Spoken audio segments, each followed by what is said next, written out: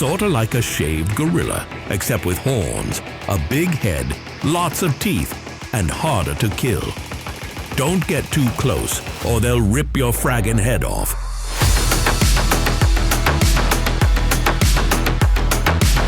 Due to their coloration, the id Software staff affectionately calls these monsters Pinkies. Alongside their partially invisible Spectre counterparts, they are some of the most common foes players will encounter in the game, often fought in stampedes inside enclosed spaces or alongside other enemies. Physically, they resemble some sorts of angry, buffed dinosaur bull pigs, which can be partly explained by their legs being modeled using a digitized Jurassic Park Dilophosaurus toy. The classic Pinky is easily recognizable by its lion-like roar when it spots you, and upon death will emit a growl that, interestingly, was created using the snarl of a cougar. Despite their impressive speed and a respectable 150 hit points given their numbers, their large bodies make them easy targets to hit with all the shotgun pellets, usually needing 3 shots or 2 if lucky to get rid of. Pinkies also have a very high pain chance, making them excellent candidates for a bit of Chainsaw Massacre. They were mentioned as early as the making of the Doom Bible under the name Demon Sergeant, described as doing more damage up close, and their attacks were later envisioned to include a floor-boiling magic attack. They're way more easier to kill in Doom 2 thanks to the Super Shotgun, which can take care of them in one well-placed shot. On Nightmare difficulty, they are just even more terrifying, now able to move and attack twice as fast, thereby increasing the chance they block your path. You don't want them to circle you. If possible, find a narrow space to force the demons to line up for a civilized slaughter. The demon has 2 variations. The Spectres are identical to Pinkies except for their blurry, translucent appearance. While not extremely difficult to spot under normal circumstances, they become dangerous in dark areas or against textures that blend with their grey, transparent colors.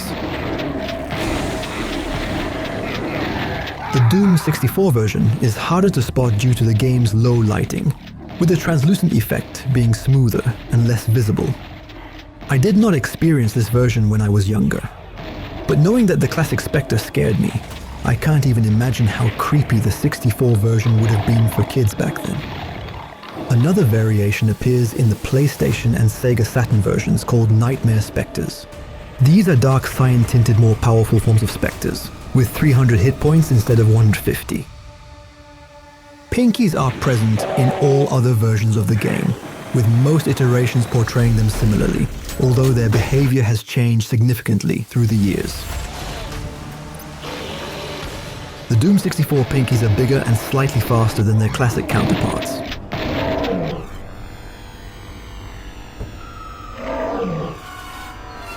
Doom 3, however, introduces significant changes. They are now depicted as dog-like beasts moving on 4 legs, with robotic parts replacing their backs. They retain similar resilience and damage, but their attacks now shake your view, making it more difficult to shoot and often putting you in a panic mode, making it extremely dangerous to let them get close. Unlike the classic games where they often appear in stampedes, Doom 3 Pinkies are usually encountered alone or in pairs, with only 19 presents in the base game. id Software explains the distinctive face of the demon by describing its birth. A newborn's face is sealed under thick folds of flesh, and unlike other animals, it must consume itself to breathe and eat. 2 scenes featuring Pinkies were used in the 2002 E3 alpha of the game, but were not in the final version, which is a shame as they were very memorable.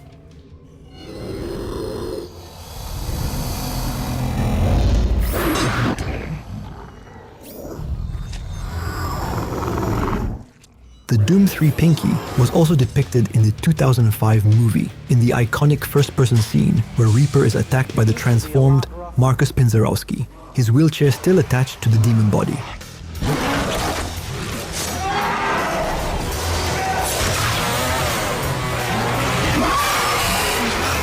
Both RPG versions introduced 2 more iterations, with the Bull Demon and Belphegor, which attack the player if they move into an adjacent space.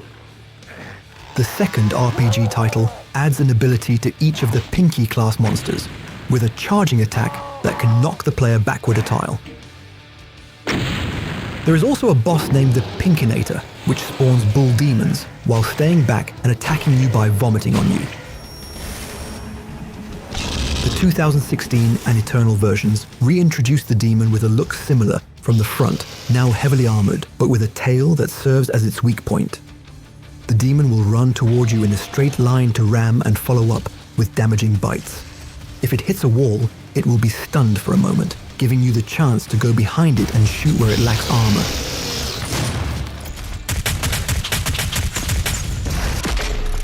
Doom Eternal adds lore on the Pinky during the Earth invasion, describing how they became the bane of existence for Ark military fortifications. Utilizing its armored frontal carapace, the Pinky can penetrate defensive encampments, breaking through walls and using its ramming ability to upturn and immobilize armored vehicles. Ark deployments, dependent on their ability to hold the line against encroaching forces of hell, could be disrupted and even overtaken by a single Pinky, allowing a greater demon influx to pour in after it. Run! It's a stampede!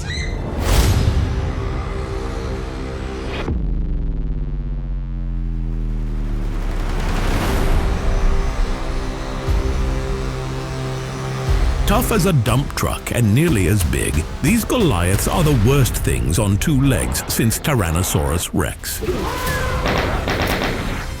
In Doom 2, the Hell Knight is essentially a toned-down version of the Baron of Hell, boasting 500 hit points instead of 1,000.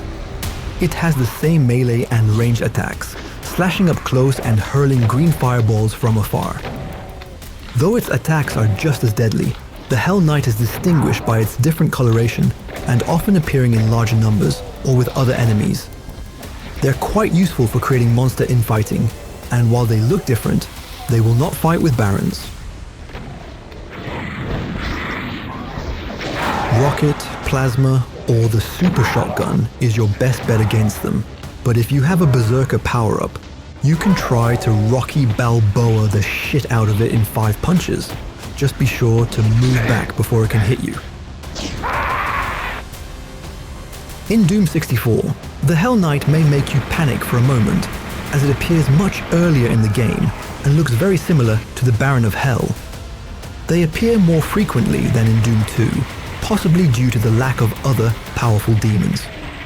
One major difference is that in this version, the Hell Knight and the Baron can now fight each other. You cannot escape. As the poster face of Doom 3, the Hell Knight underwent significant changes that have persisted into the most recent titles.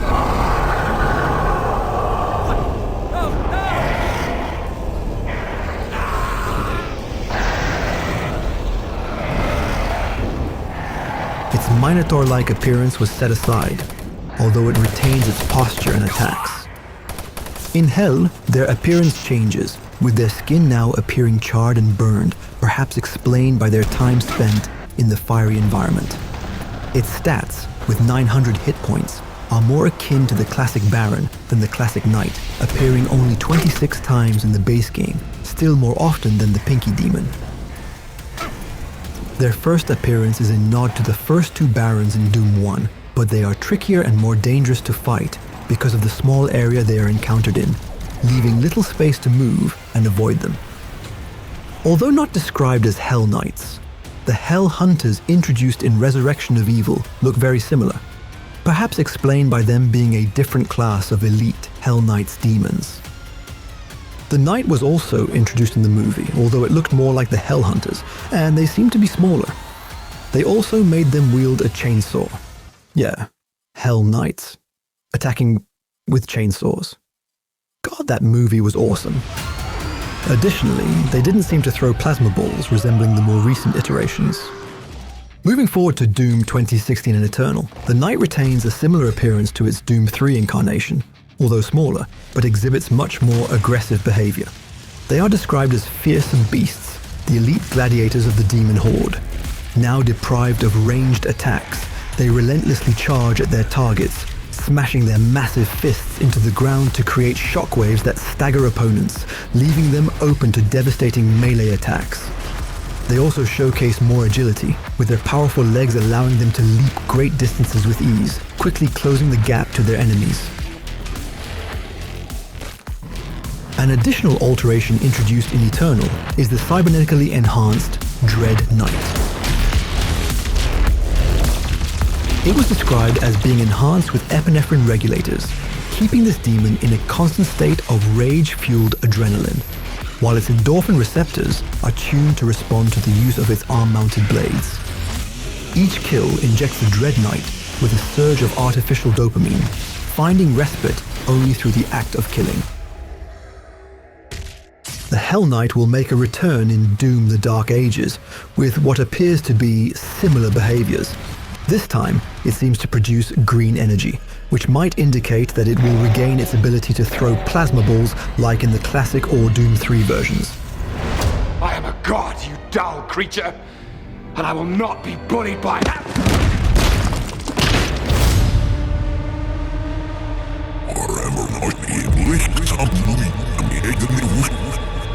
The Doom 2 official guide refers to it as the Dark One, or Final Boss, while the Final Doom manual calls it Baphomet and Demon Gatekeeper. In TNT, Evolution and the Plutonia Experiment, it's named Demon Spitter and Gatekeeper. Technically, the classic Icon of Sin isn't a monster in the traditional sense, as it doesn't count towards the monster kills percentage at the end of a level. The entity has appeared in several games. In its classic version, it takes shape of a massive, goat-like biomechanical head on a wall with an exposed brain that spawns endless waves of demons. Although only its head is visible, the endgame text indicates it has a gigantic body. The setting where the Icon of Sin is encountered is enigmatic. We see a giant skull parts of the entity's body, pierced by numerous tubes and pipes, with some visibly having blood flowing through them, somehow resembling some sort of hellish blood transfusion. The entity doesn't appear to be in the best state, perhaps kept alive by the blood held in that tank, taken from souls entering hell. It's also interesting to note the similarity between this entity and Satan in Dante Alighieri's Divine Comedy. Perhaps this was an inspiration, having a massive, hellish creature frozen in place at the lowest level of hell, embedded in a wall instead of a frozen lake.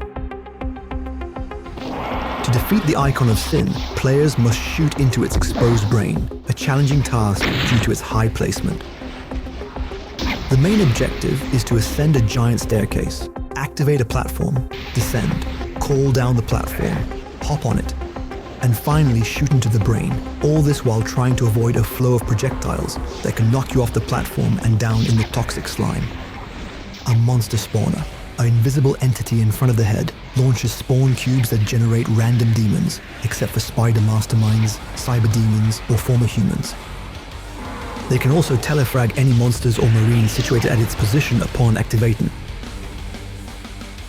If you play a version of Doom where free look is enabled, be sure to disable it before fighting the Icon of Sin. The difficulty increases significantly if you can't aim up or down, as rockets don't automatically hit the brain like they do with other monsters. You need to shoot straight into it, and of course the elevator stops just a bit too high for you to aim directly. There is a way to shoot while moving up, and then shoot again while jumping to destroy the Icon of Sin in one elevator ride, but I wasn't able to achieve this. Instead, I had to go up and down several times to succeed.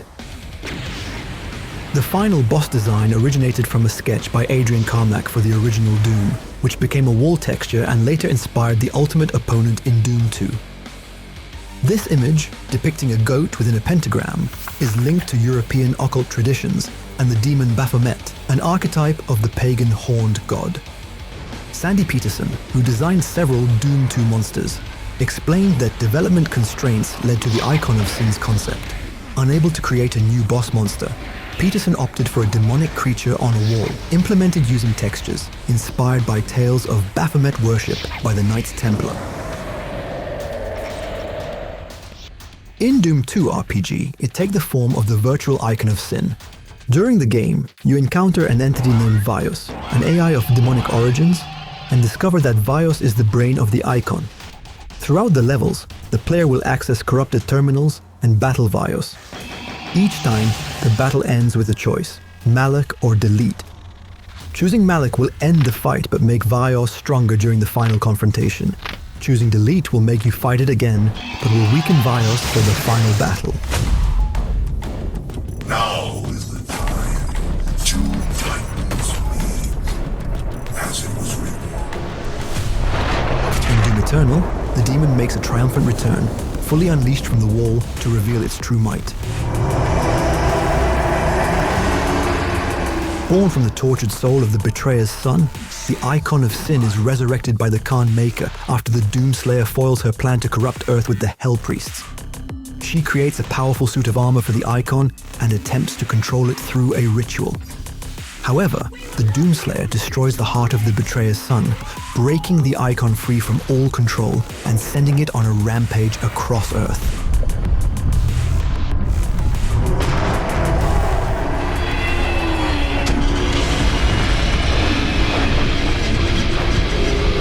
To save Earth and the entire universe from being consumed, the Doomslayer must face and destroy the Icon of Sin.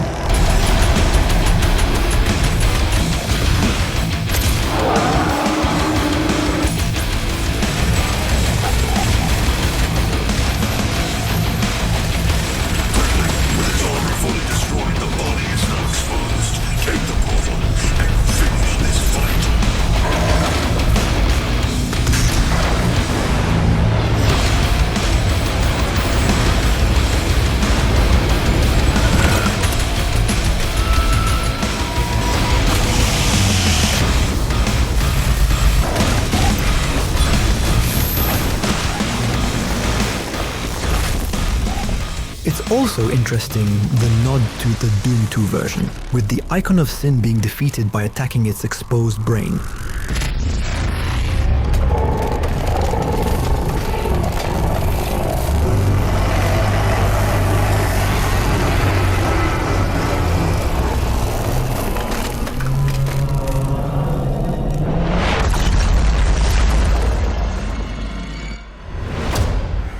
Bless me, Father Frank. Sing, yes and no. You're very good at that.